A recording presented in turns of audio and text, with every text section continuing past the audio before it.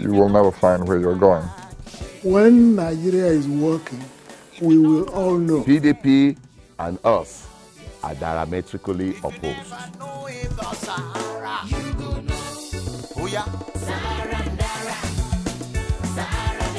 SaharaTV, TV, the best TV, information, education, inspiration.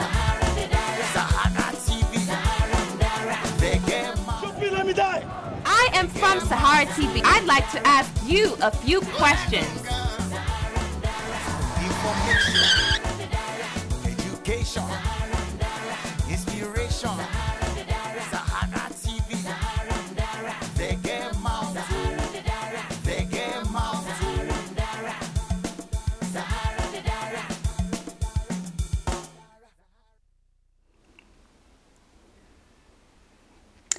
Well, you'd expect calm after the storm, but after Hurricane Sandy, New York was tested once again, and this time it was not only that people were short of gas, they were short of patience.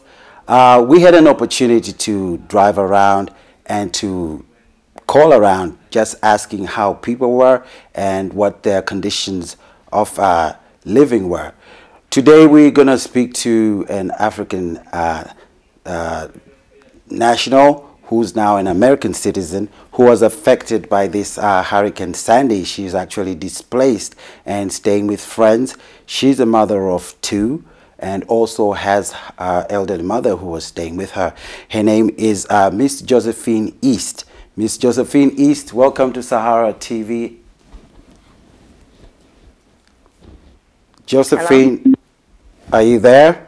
Yes, I'm there. Thank you very much and welcome to SaharaTV.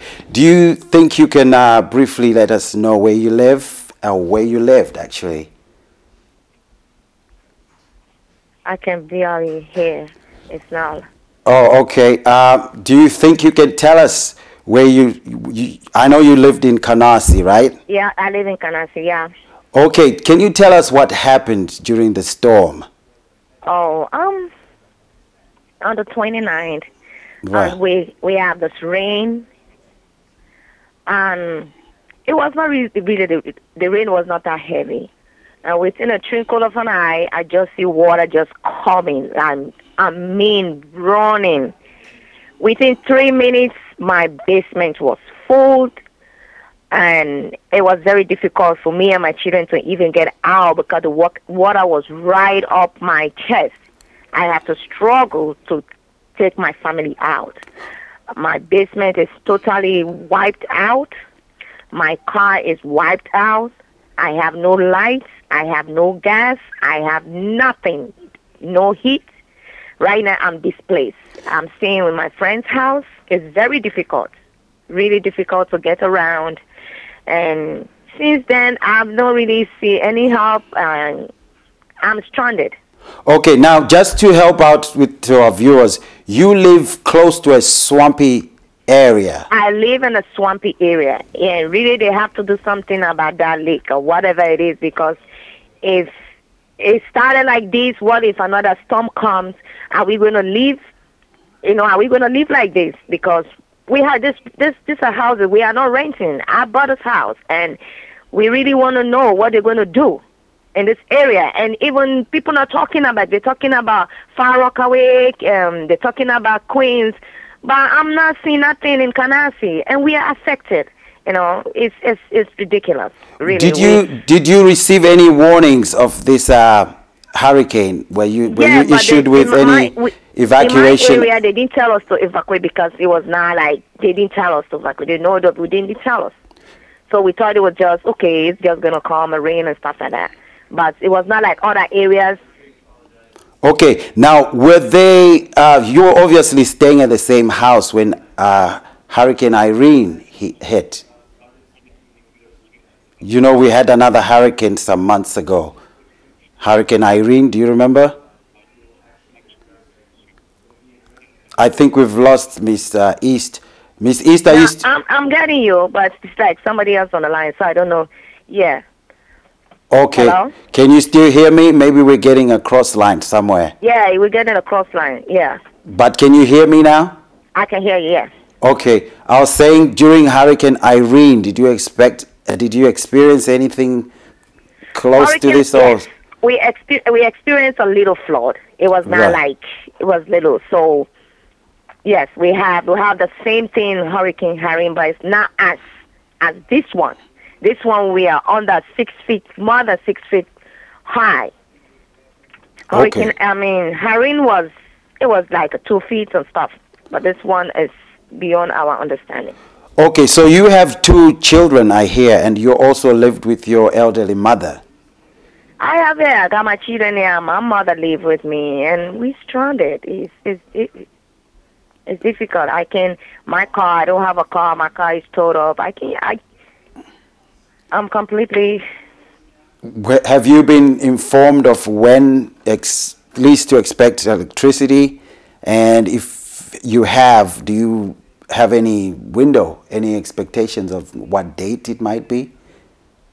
Can you repeat that one back? I'm saying that. Do you know when to expect your power back? I don't even know because I'm seeing nobody because they say, oh, they're dealing with Zone A. So I haven't seen any like Cornelius or whatever coming in my area right now. Okay. I don't know. I haven't seen anything like that. Okay, I believe we've been joined by Mr. Siddiq Y. Mr. Siddiq Y, how are you? Are you there? Hello? Mr. Y, are you there? We've just been joined by Mr. Siddiq Y. I'm just trying to figure out if he's online or not. I guess he's not online. Mr. Siddiq Y is actually the president for the United African Congress, and he's going to join us a little later. I think we're just trying to sync him onto this line. But in the meantime, how so far have you been coping? Because I believe you had to relocate and live with your friends. Yes. So how are you coping? Do you know anywhere to go? If, for instance, it's difficult because she have a 2-bedroom and we living with her. It's very uncomfortable. But what can we do? As an African, that's how we have to come to help each other.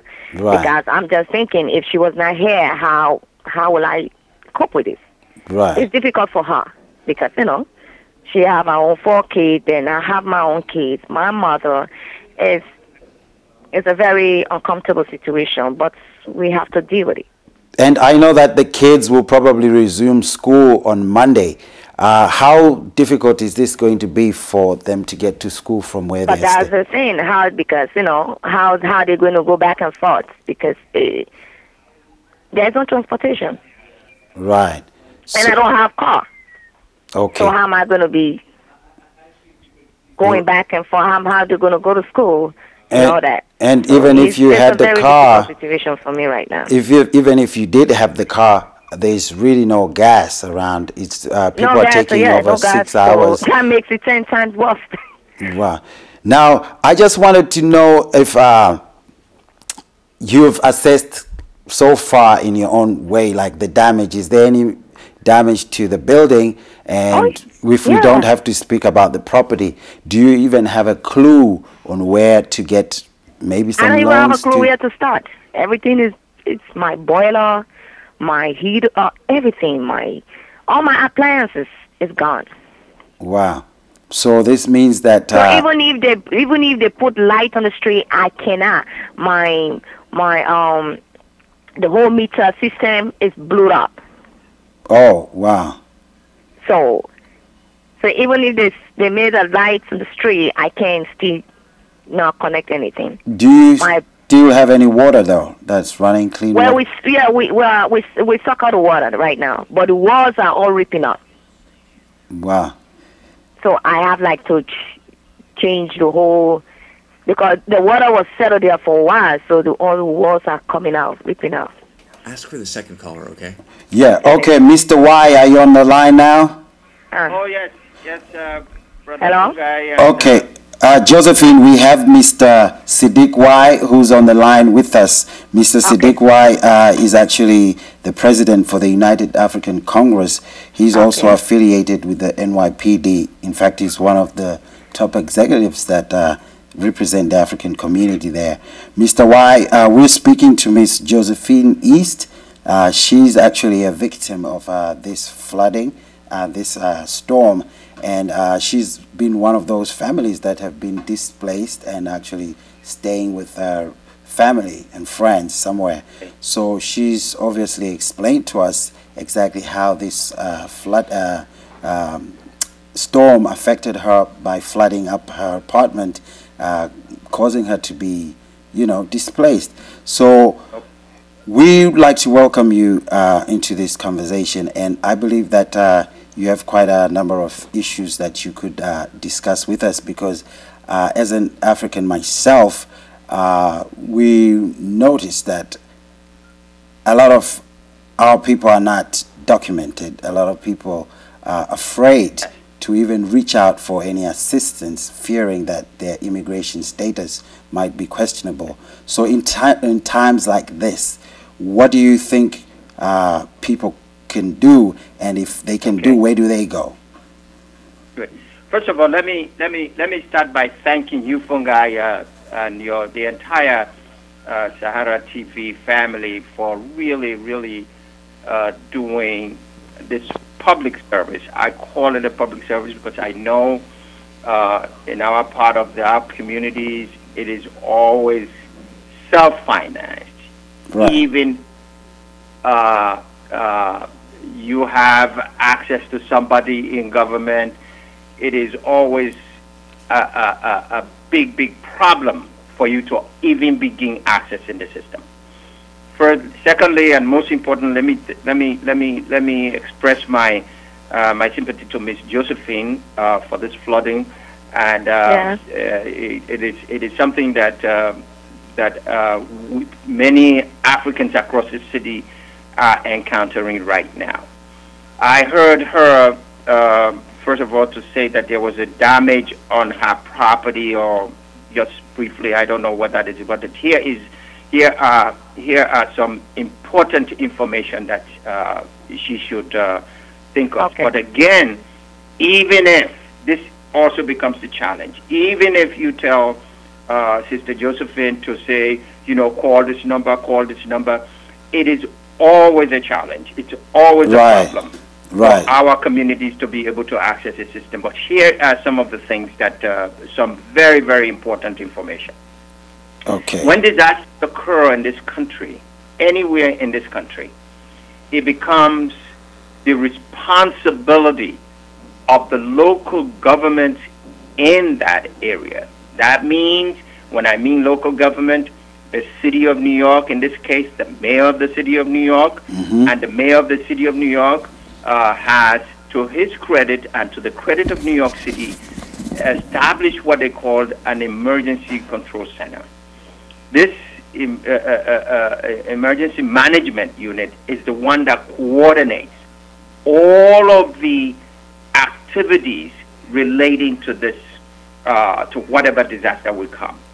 That means you have the fire, police, all of the city agencies involved, because they have to bring them together in such a way that there will be effective coordination. Yeah, Mr. Siddiq, before you go further, I take it from Miss Josephine's statements already that she didn't seem to know where this emergency call center. Okay, so I'm gonna give her a number. If there is what they call the Federal Disaster Loans Program, and that is mainly administered by local state government. Now, in this case, let's say there was a physical disaster on you, the person itself, or your apartment or your property. There is a real property small business administration that provides assistance. Let me give you that number. Okay. The number is 1-800-659-2888. 2955. 659. Let's say there is also another situation. Sorry, can you repeat that? The last one. It says Mr. 1-800 659. Mr. Siddiq, can you slow down a little bit? She obviously didn't get the number, and for the benefit of our listeners, our viewers, would like you to go slow and let us know this number is for federal real property. That something is damaged in terms of small business. The real property, like say your apartment was damaged and things of that nature. Yeah. And your business is kind of affected by this. You will call this number 1-800 659 2955. 2955. Okay. There is also a physical disaster loan program, which involves residentials. It is administered by the Small Business Administration Disaster Loan Program. This is under FEMA, which is the Federal Emergency Management Assistance Program Administration. Right. Now, if something happens, you could get a personal loan also up to $40,000 for repairs on your furniture or clothing or automobile. Okay. So it's also a direct, they call it a CORA, C-O-R-A Brown Fund, which is a direct payment to individuals and or groups that are affected. Right. And that number is 1-800, which is also administered by FEMA, 621 FEMA. 821 and what? You with me? Yeah, well, I think we didn't get the last part of that number. You said 1-800 621 621, you say? FEMA, FEMA. Oh, FEMA. Oh, F-E. Right. And there's also M-A. Yes. Yeah, and I think in numbers, that will be 3362. Yes, that's correct. All right. There's also the assistance for victims of crime. And this one is for, I think, undocumented or documented. It doesn't matter. If you're a victim of a crime. Okay, so they will give you, they will help in the area of travel, mental health. That number is 1718. Right. 923 4325. Okay. Now I know that there is also what they call the legal assistance. Let's say anything having to do with legal support that you cannot afford. That also is administered by FEMA, and that number is 1-800 462 okay 7585. Okay, now for the benefit of the other viewers who are obviously in this same predicament, not everybody is obviously going to catch these numbers as we speak, but is there a place where they can visit? A place? All right. I'm absolutely glad that you asked that question. Right.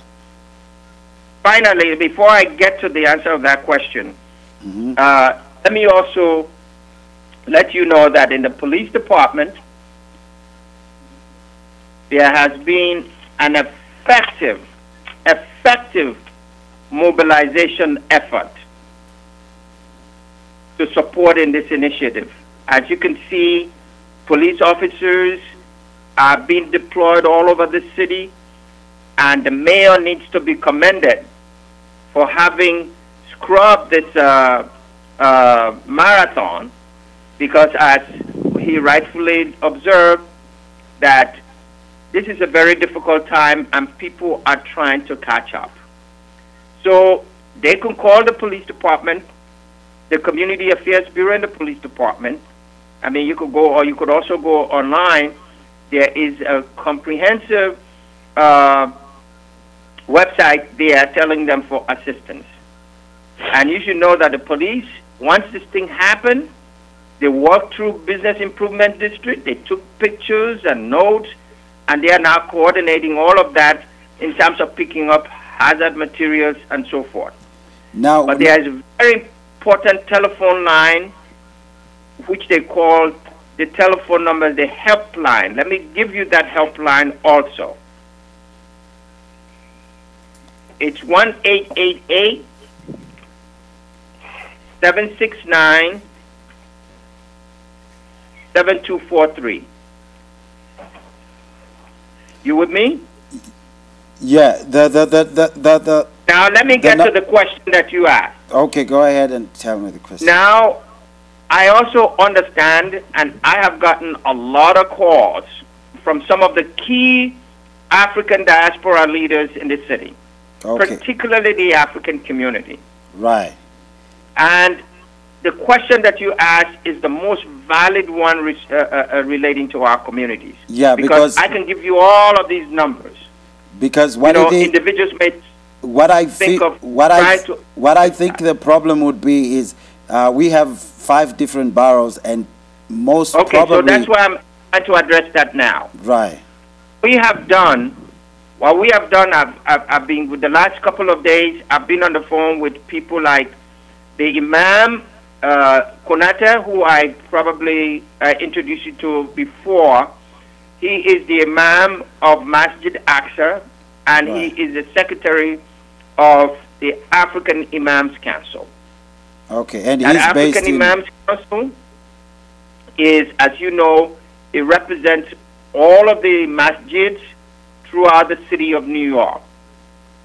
Now, all of you are talking about almost 45 to maybe 50-something masjids throughout the city of New York that Africans now own. So he proposed to me that as a community of Africans, a lot of our people, we have problems accessing the system. Right. That we should begin a process of very borough-specific African diaspora initiative to help. And to bring visibility to these African and then, residents. in addition to Imam Konate, I also gotten this Imam Konate is in Manhattan. He represents all of the African Imams, the Council of African Imams. And also I spoke to our national chairman, Dr. Mohammed Nur Hussein, who definitely feels the same way. And Mamadou Kone, if you remember Mamadou Kone, who organized the big African Day Parade, he also called to say, Mr. President, we need to do something for our people. And he wants to mobilize the youths as well. And also there is Dean Ahmed Kabo in Staten Island, because he said to me, he says, Mr. President, one of the most difficult things that we face as a community, he says, we are out in Staten Island. He says, at least some of the emphasis placed on Manhattan, Brooklyn, Bronx. He says, but we are the forgotten borough, and our people are suffering here. So what all of us are going to do as a community Africans, we are getting together to engage in a serious mobilization effort, very borough specific. And I also know, which is really just a blessing from God, Sheikh Musa Drame of the Islamic Leadership School in the Bronx has been pushing forward an initiative to coordinate disaster. So, and how timely this will come. So what I'm going to be doing, what we are going to be, the Congress, United African Congress is going to be doing, is we're going to bring all of these parties together. And we would like your support as well, because you are the people who are in the media. You are the people that will help get that information for us. So we're going to be calling a meeting next week, Tuesday. Next week, Tuesday, we're going to call a meeting We're going to bring all of our people together. I know there are people who are suffering. Even my nephew now, he doesn't have any light in Staten Island. He said it is so cold. So I told him, come, just come.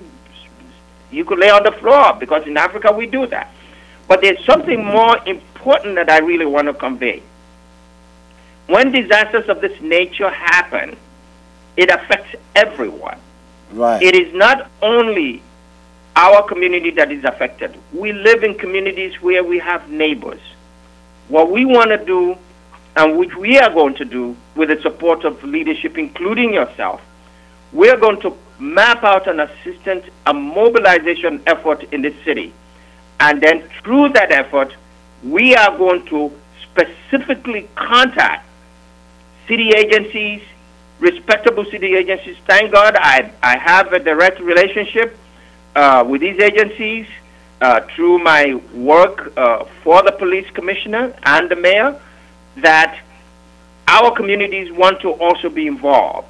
We want to be helpful so that people who have organizations and people who have centers like the mosque, the churches, we are going to pool our resources together to be able to let the city know that we are part of the system, and whoever suffers here affects us as well. Because I had to walk from my home across the Brooklyn Bridge to go to Manhattan to go to my office, where there was no light. Okay. But we have been managing. Yeah, we appreciate Mr. Y for the information. I'm going to repeat some of the numbers you gave me. Now, for some of us who are listening, they're saying, okay, what if I need direct assistance now? We need food, we need water. Are there any agencies out there that you have aligned with that people can go and at least get a meal? Because people are obviously in disaster. Absolutely. That helpline that I gave, the helpline 1-888-769-7243. Right. They should call that number. Okay. All right. I'm just gonna repeat the numbers because they're actually being scrolled down on our screens right now. But the helpline, as you said, was 1-888-769-7243. No, 769. 769. Yes, 7243. Yes, 7243. Right. And then you also gave us a real property number.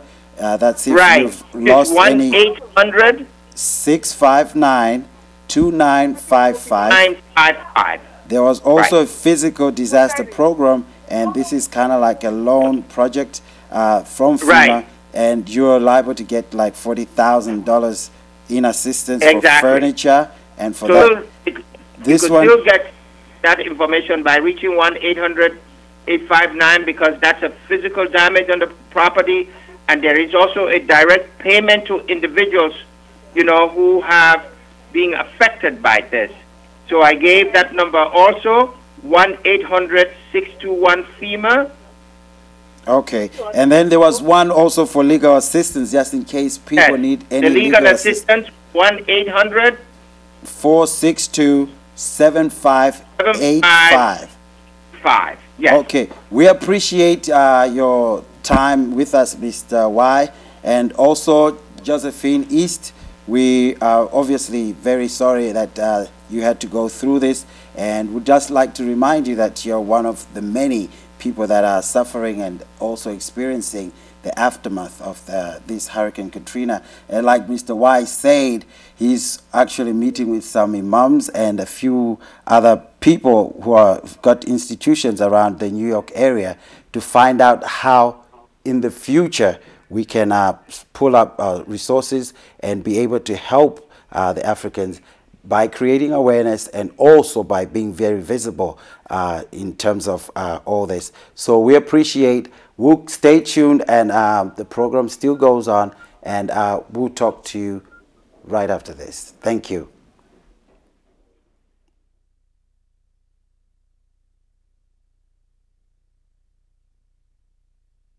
If you don't know where you come from, you will never find where you're going.